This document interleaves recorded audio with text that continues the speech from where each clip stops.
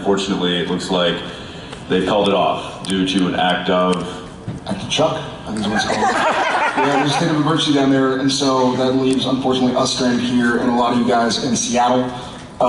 We miss y'all. We were really, really looking forward to coming down and talking episode 300. Yeah, I wanted to hear the thoughts on 300. I wanted to hear thoughts on how this is our first convention this season or this year. So that's right. Hadn't seen any of you guys in the new year. Yeah. So anyway, it was a lot to catch up on, but unfortunately, we're gonna have to do another time. Yeah, hopefully for you Pacific Northwesters, we can see you August 23rd to the 25th here in Vancouver. But if not, we'll be in Nashville and Vegas next week. But most importantly, next month.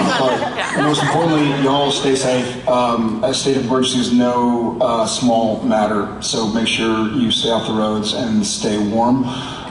We love you guys. We miss you. We were both really looking forward to coming down and seeing you. Hope to see you soon.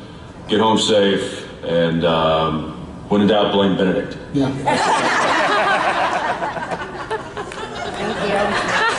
Our boys.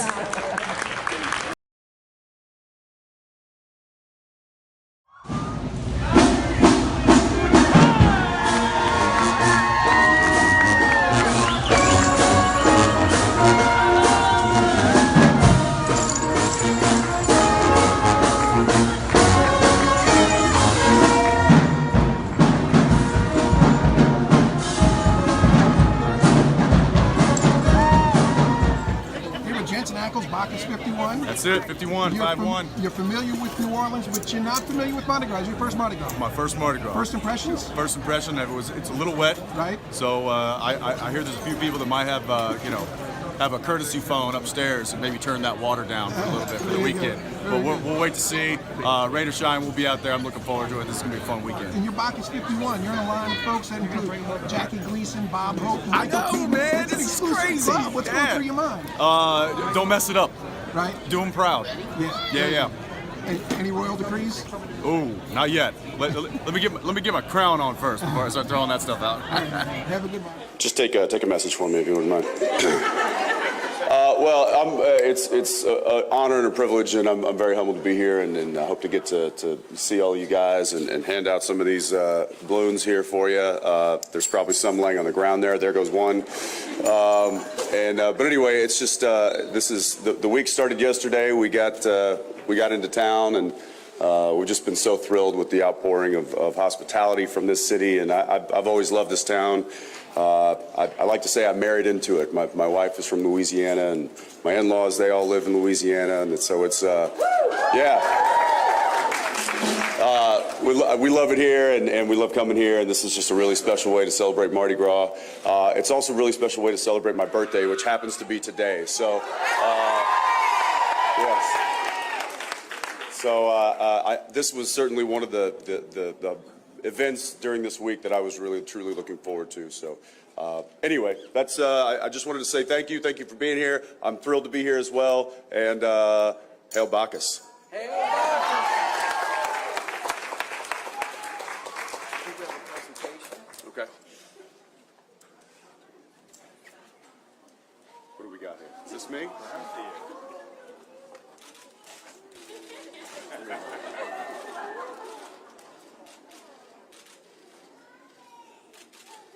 Take a couple of those, would you? Thank you. How's it look? Does it fit? A little tight. It's a little tight. We'll work on that. We got it. Hey, thank you very much.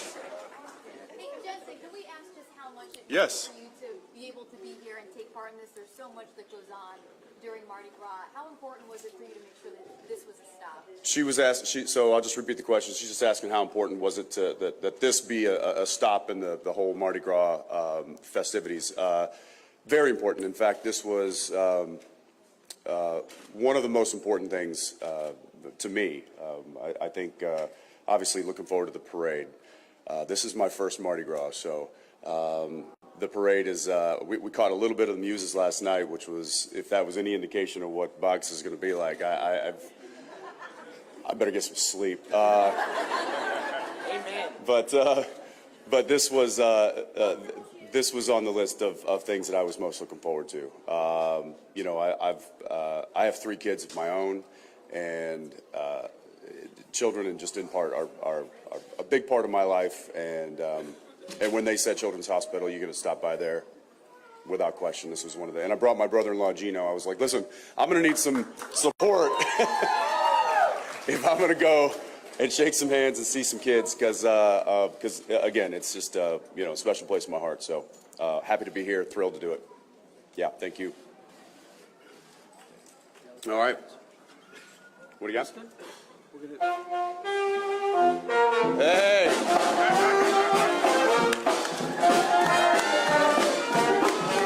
Mardi Gras, everybody. What are you most looking forward to tonight? What am I most looking forward to? Getting on that throne, looking around. I think it's that turn down Napoleon, right? Yeah. Coming around Napoleon, seeing that crowd. That's what I'm looking forward to. I've heard about it. I just talked to Andy Garcia about it. He's like, stay tethered, my friend, stay tethered. So that's what I plan to do.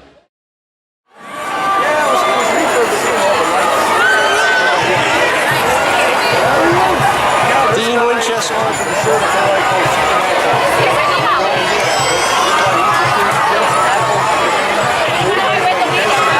Face this way.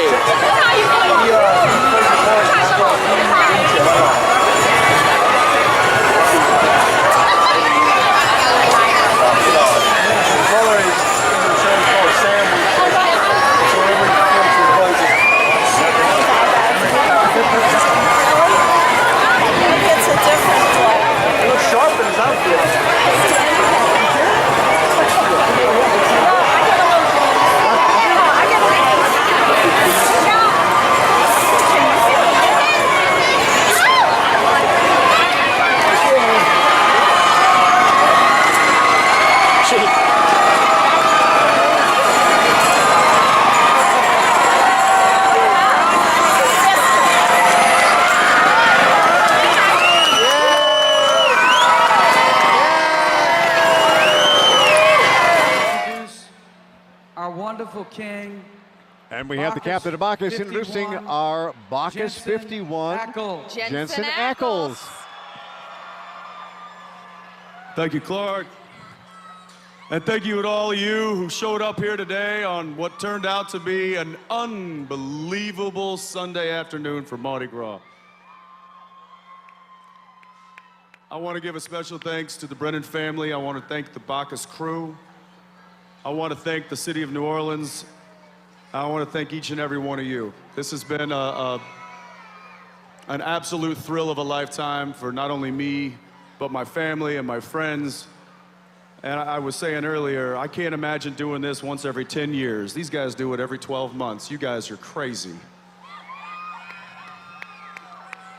But then I realized on doing a little bit of research about Bacchus, that he's not only the god of wine and fertility, he is also the god of ritual madness,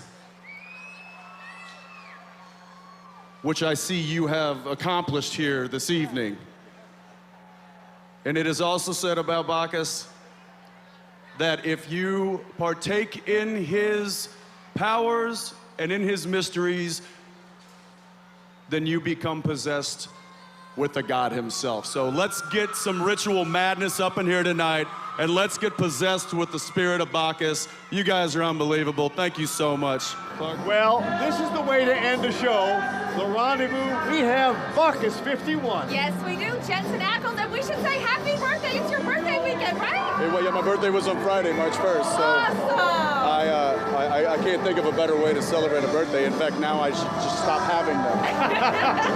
This was a good one, and you have Louisiana ties. Your wife is from Lafayette. My wife, yeah, I'd like to say I married into Louisiana, and it has treated me well ever since. And I mean, this has been the highlight of a lifetime for sure. And you were talking on stage with Clark Brennan about doing this every year. I mean, this is a lot to do.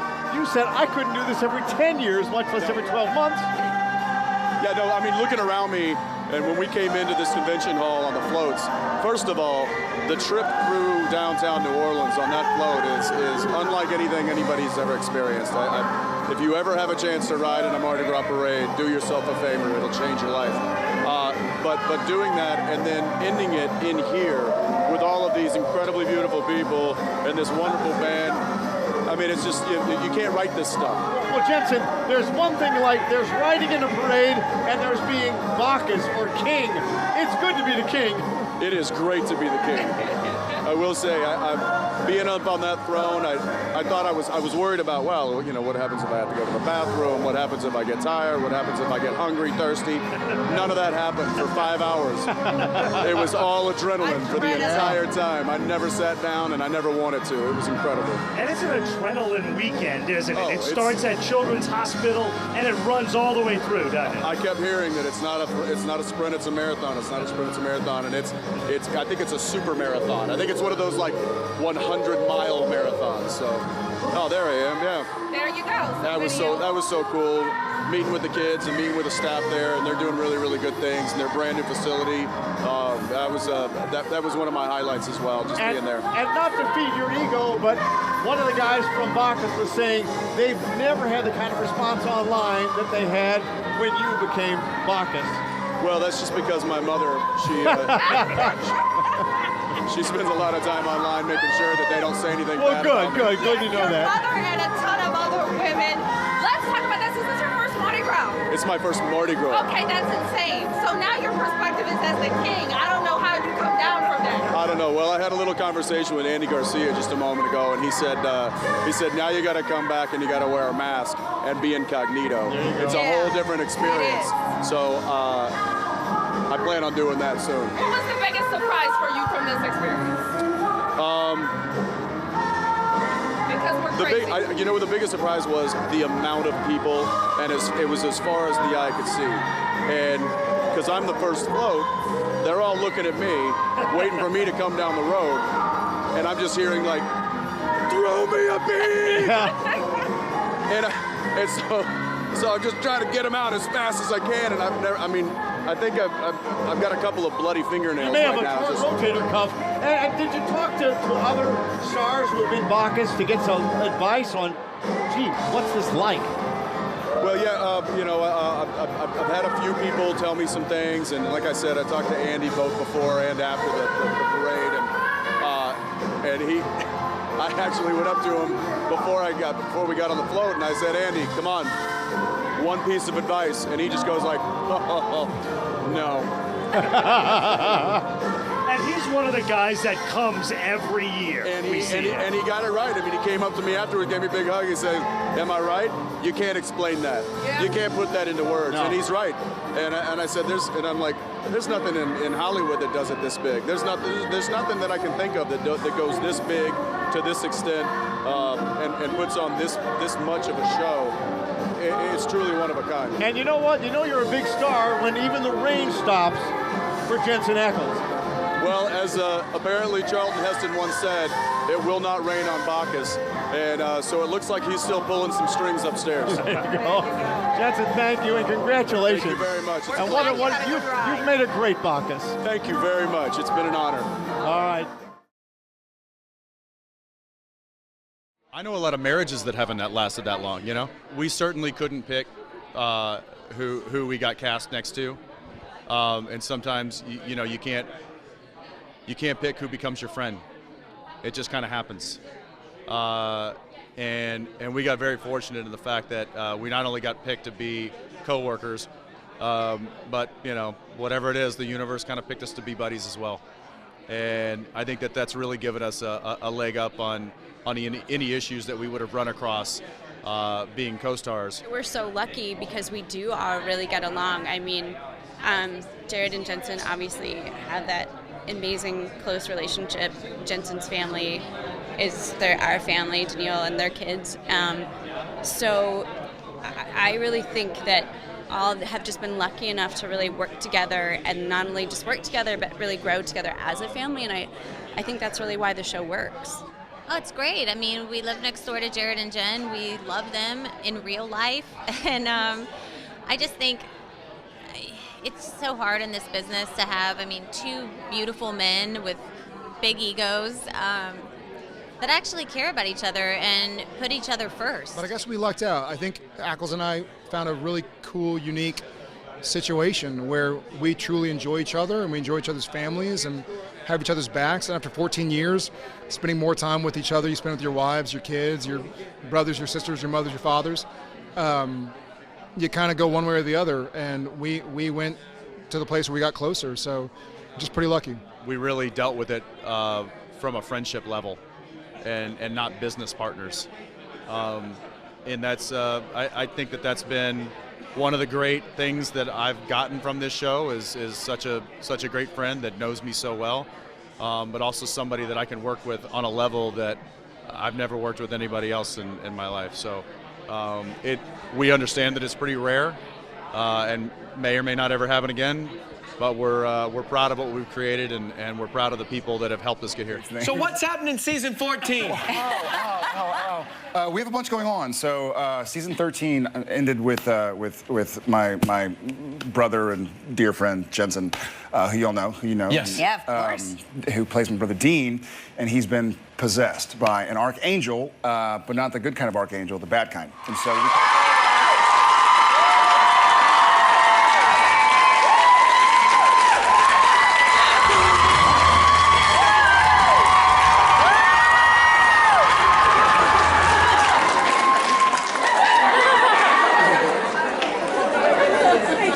He's gonna make an entrance.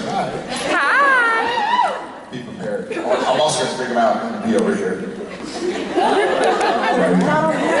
Yeah. And ladies and gentlemen, appearing for the first time, King Bacchus. King.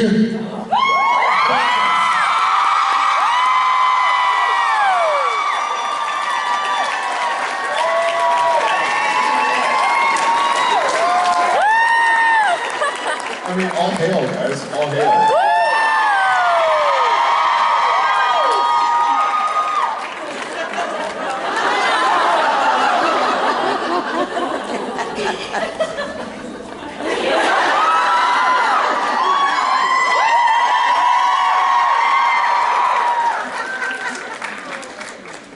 I can't take him anywhere.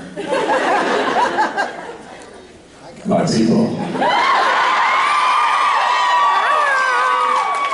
Was anybody in Nolent? Nobody? You were there? I was. I remember you. No, I don't. He was trying to show you his butt. He was like, I see you. I don't know if I remember. No, I'm not good. You have one of the coins? Yeah. Me too. Did you catch some beads? Yeah, you caught those? Well done. Why did they throw them to you? You were not in the French Quarter. Okay. Too bad. I will say I was expecting more of a skin show than I got. That's why you said that. But apparently the King's float was also the Page's float. So all the like boys 8 to 12, they ride on the lower deck and they throw out beads. And so because of the young kids, it was it's like a PG show. I would have shown you my chest. I know you would. He does that.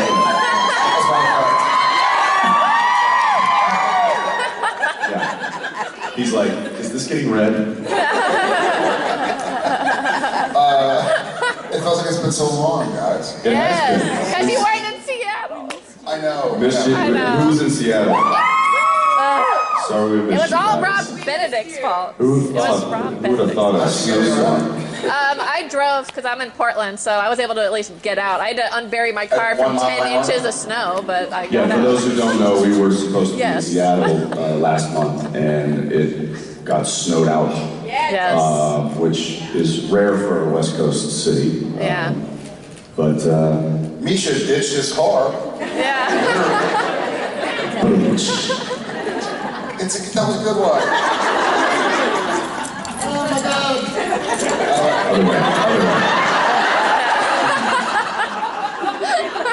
My sister took me out last night, so I don't know.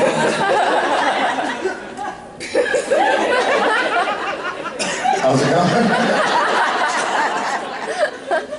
Yeah, we were excited to meet you guys in Seattle. What's happening here? I don't know. Yeah, that's interesting, huh? It's pink glitter. Yeah, I know. Not just Why? That's the question. There seems to be a whole bunch of. Yeah, I don't know. I read some meme, like the way you can really tell somebody you hate them is to add glitter to their Christmas cards. Oh, look, Christmas card from Jensen. Damn it! It's everywhere, it doesn't go away. I also made a big mistake one time. We were in Italy, and I didn't really speak Italian. Nor do I now, honestly. You never have. Never have. But there was this place called, we bought one of those books like Odors or Fromers, like places to go. And there was a place in Venice called, I believe it was called Da Maria, like D-A Maria.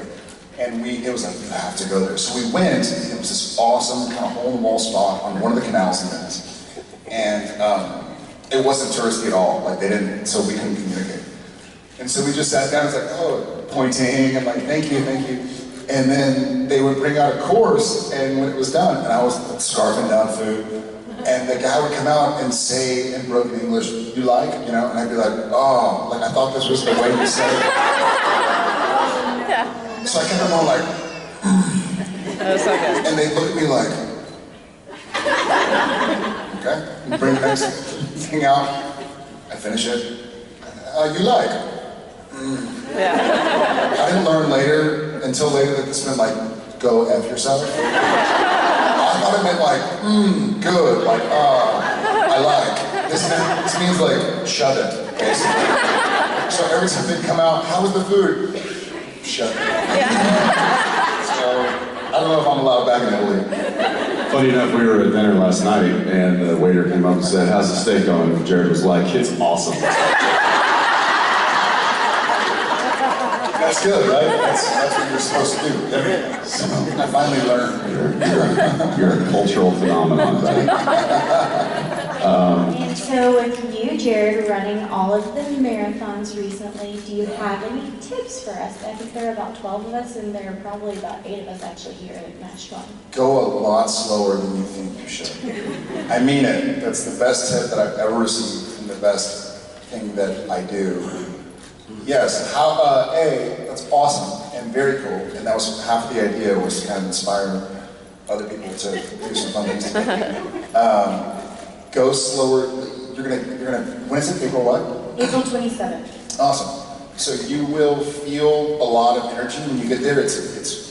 You're like 6 a.m. I'm here. You get there and you're surrounded by a bunch of people that are excited, and there are people on the streets. You're like, I'm great. So if you start sprinting, you're going to tire out pretty quickly. So just go slowly and just enjoy it. Yeah, how cool. Yeah, go slowly, I guess. And like I'm a weird looking runner when I run long distances. Yeah, like just try and like efficiency of movement and go slowly. Like there are people who run like this. And you're going to tire out very quickly. Who runs like that? So my run is like... Of this planet? That doesn't look goofy at all. No. You're a bad liar. No, how cool. That's very inspirational. It's, the entire race is being run through St. Jude, so a lot of us are doing the St. Jude fundraiser. Amazing. It's here, right? It's in Memphis? No, it's in Nashville. It's the rock and roll Nashville Half Marathon. Awesome. Is DJ here? DJ Pauls? No. So you know and this is public knowledge, but he spent many years at St. Jude's. So he had cancer as a kid, and his family couldn't afford it. He grew up like in Knoxville, I think. And so they sent him to St. Jude's. Oh, St. Jude is in Memphis. The marathon's in Nashville. Got it. Yeah. Long story short, St. Jude's is an amazing.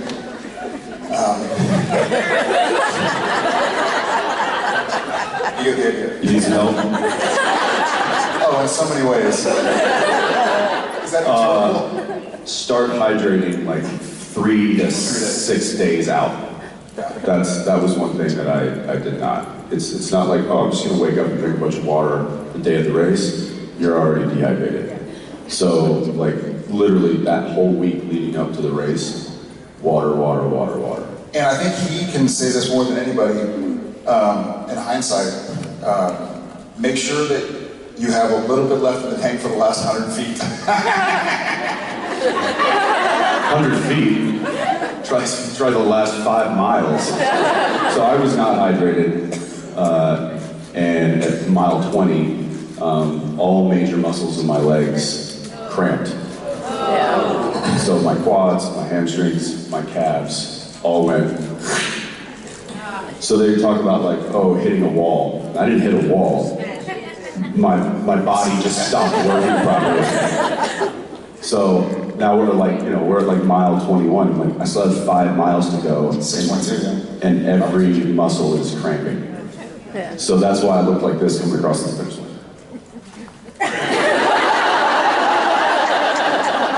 That's not an exaggeration. See, he doesn't look weird, right? And then Numbnuts here decided to like go start high-fiving people, and I'm like, God damn it!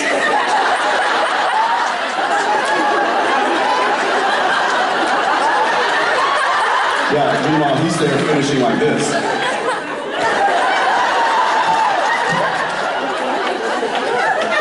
I was more efficiently hydrated, I think. Drink a lot of water and start slow. For when you like to mess around with or a game. And by the way, that run kind of reminds me of Super Mario's jump. Yeah.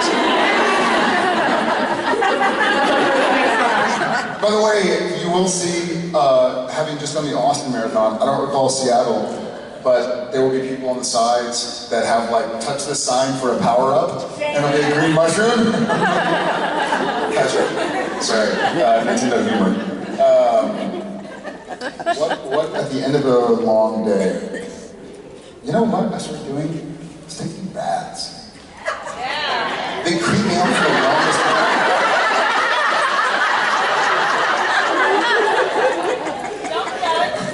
Don't judge. They would creep me out. Light a candle, put on a little soft jazz.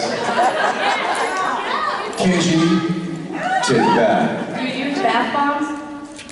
I don't know what that means. I'm not a terrorist. I just put water in a big tub and sit in it. No, don't you have like bath salts, right? Epsom salts. Bath salts. Let's not say bath salts. Are they salts? Do they go in the bath? I don't know. Bath salts. I read somewhere that Epsom salt baths were good for like muscle relaxation. Yeah. See?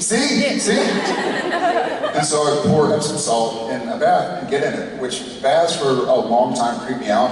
Because it's sort of like, oh, I need a Jared suit. I'm gonna wash off, I'll get in the bath. And you sit in the bathroom, you're like, wait a second. If I had any dirt on me, it's just in the water that I'm sitting in. Like, this isn't fun or sexy at all. This is creepy.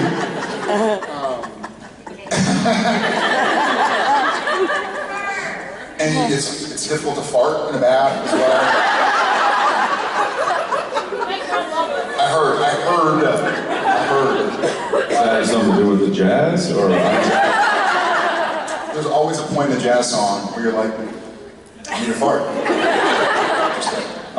And that's when the rubber ducky comes into play. Several. All the ducks from back in season 5 are sitting in my bathtub. Yeah, so I bathe. I wash. What do you do? At the end of the day, I would say not every day, but on an average, I'll probably pour myself a little bourbon. Open up a couple bottles of wine. And then sit down and pick the guitar. Get picking. He's a closet bather. Watch your mouth. Closets are too porous. The water will probably fill up. It'd be difficult to bathe inside of a closet. I think. I mean, does it work? Nothing. Yeah. So my question, what's your favorite curse word? Do we have any children in the room? Probably. Earplugs. No, you started this. I started. She asked it. Do it. Do it. Just do it. Sugar honey iced tea.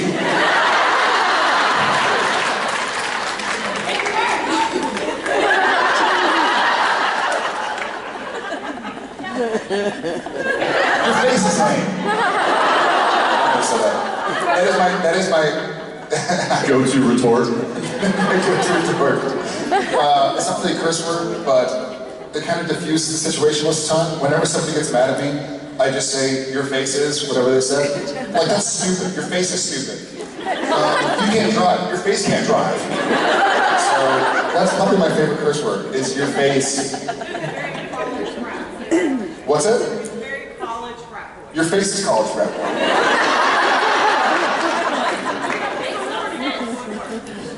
Look at the beads. Senor Ackles. I probably got to go with the old classic. Your face is an old classic. You're right, it is. And a modern classic.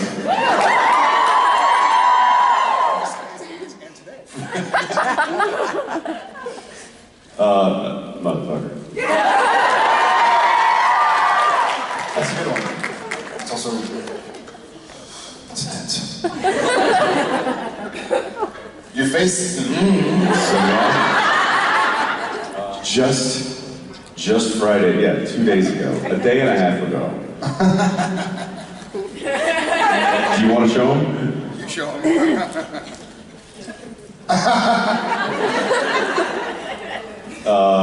We had this very intense scene, and it was myself and Jared and Alex, and